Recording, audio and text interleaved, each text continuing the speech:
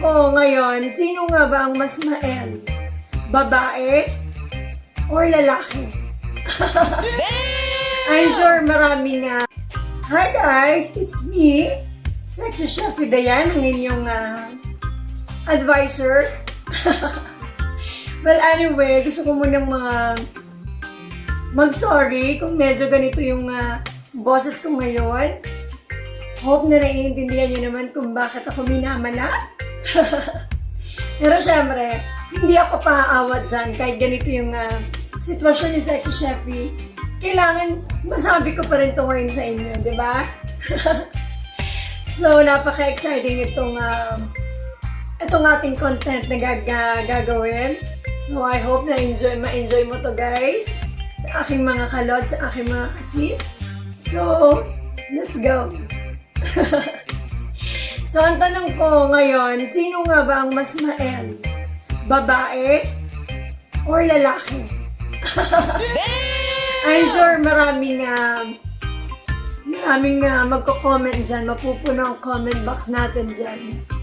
So, sino nga ba guys? Tanong ko lang, sinong mas mael? Babae or lalaki? Okay, let's start. Anyway, ang mga lalaki kasi, ano yan mas vocal sa kanila, di ba? Once na halimbawa nakaramdam sila ng init ng katawan, sinasabi agad nila. Di ba? Lalo na kapag may mga asawa or may mga girlfriend niya, di ba? Parang kang minsan ina-attack ka ng ati-atihan. Alam mo ati-atihan yun yung halabera, sige, go, go, go. Ayun. Mas na, hindi sila naghihiya na sabihin na, uy, gusto ko ngayon, tara, gusto ko ngayon. Yung ganon. And kasi yung mga lalaki, once na nandun na sa point na yun, mas hindi na mas nagko-concentrate yan para hindi agad lumabas yung mga na dapat na lumabas. Alam niyo na yan. Ayun. So, dapat, ang mga lalaki kasi parang makita lang yan minsan ng nakaluwa yung, alam niyo na, may pasilip, yung ganito suot. Ganyan.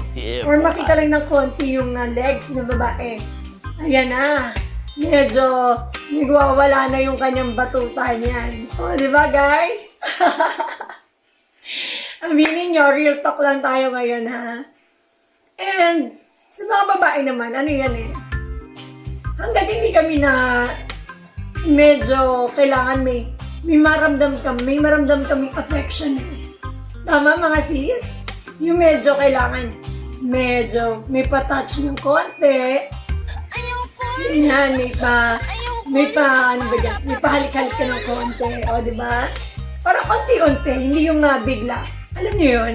Kasi napaka-importante sa amin, lalo na yung bago mangyari yung dapat mangyari, maramdaman muna namin yung init. Alam niyo yun, guys?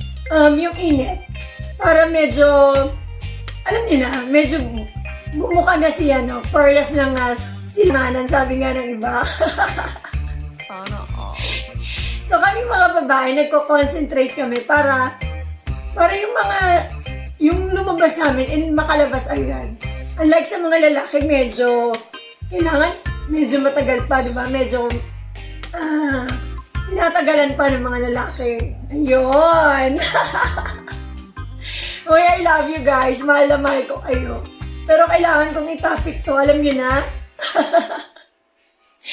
And, yung mga lalaki kasi, wala sa mood yan Basta, pag naisip niya ngayon na gusto ko, ganyan. Diba? Mga biglang mag-aayayan.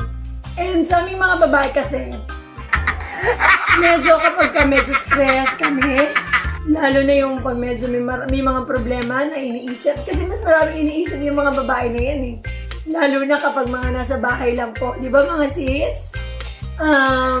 Nandyan yung iniisip lahat ng problema, lahat ng kailangan sa bahay, lahat ng pangangailangan ng asawa at mga anak.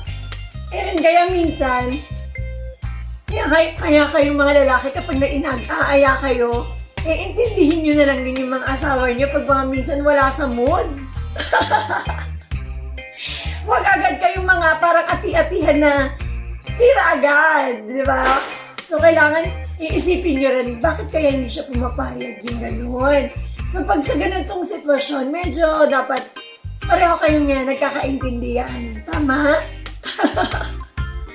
And may times din naman kasi na kaming mga babae, kami talaga yung nag-aaya, lalo na, di ba mga sis?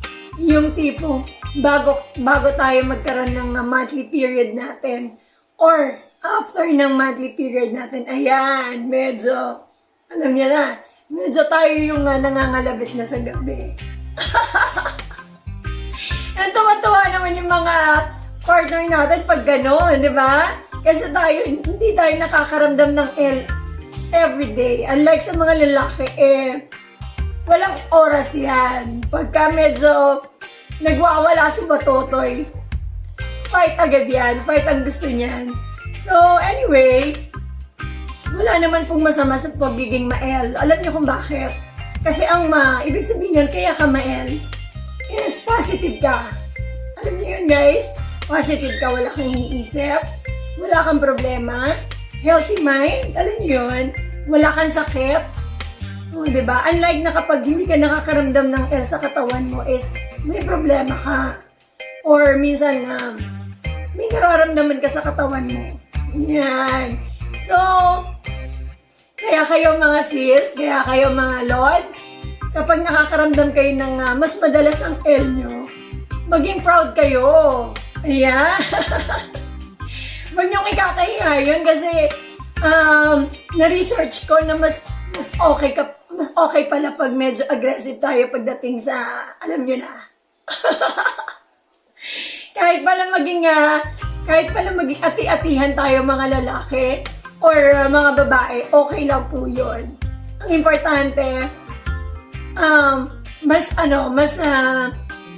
pag nagawa natin yun, mas nagiging positive tayo, di ba? Mas nagiging magaan yung buhay, mas nakakapag-isip ka ng tama.